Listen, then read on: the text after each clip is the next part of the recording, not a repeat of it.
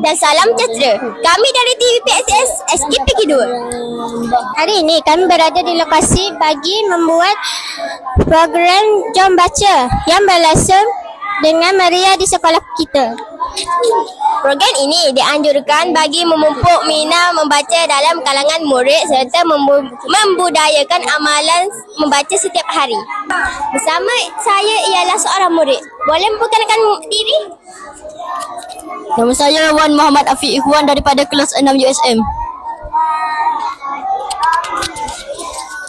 Afiq, apakah pendapat kamu tentang program Jom Baca ini?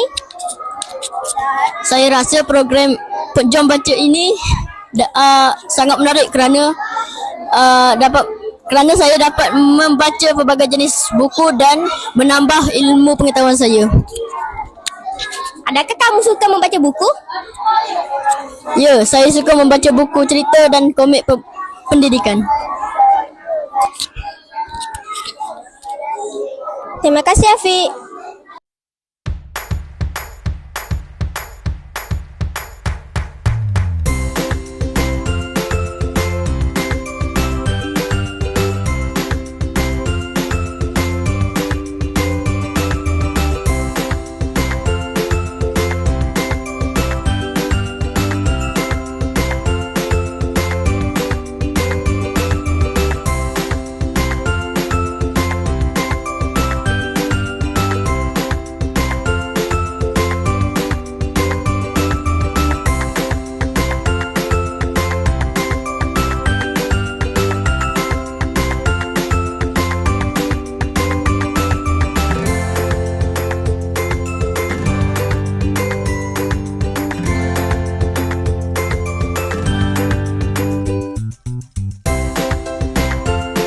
Jelaslah bahawa program ini memberi manfaat kepada murid. Selain itu, program ini juga dapat memberi masa lapang dengan aktiviti yang berfaedah. Diharapkan program seperti ini dapat meneruskan pada masa akan datang.